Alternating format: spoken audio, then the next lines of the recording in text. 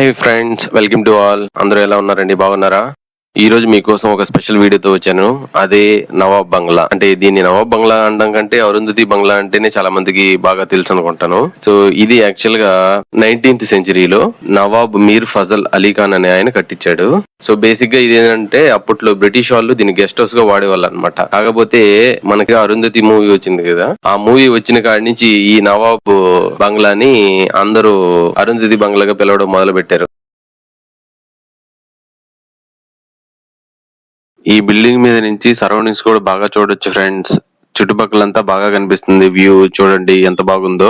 చూస్తున్నారు కదా, ఇదంతా చాలా బాగుంటుంది. చూడండి ఫ్రెండ్స్, ఇక్కడ మా బుడ్డోడు ఎటు తిరుగుతున్నాడు. వాడికి బాగా నచ్చింది ఈ బంగ్లా అంతా. చూడండి ఫ్రెండ్స్, ఈ బిల్డింగ్ ని అప్పట్లోనే కట్టారు, కానీ చూడండి అప్పుడే ఎటువంటి టెక్నాలజీ వాడారు. సో అప్పట్లో కట్టి ఇన్ని రోజులు ఉందంటే ఇది నిజంగా చాలా గ్రేట్ కదా ఫ్రెండ్స్. ఈ బంగ్లా చాలా వరకు శిథిలం అయిపోయి ఉంటుంది ఫ్రెండ్స్.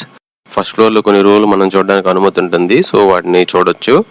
ఇక్కడే మనకి రాజదర్బారు అవి కూడా ఉంటుంది. అవి కొంచెం చూడడానికి పర్లేదు, బాగుంటాయి. ఎవరైనా యాగంటికి వెళ్తా ఉంటే దారిలో ఈ బంగ్లాని చూడొచ్చు ఫ్రెండ్.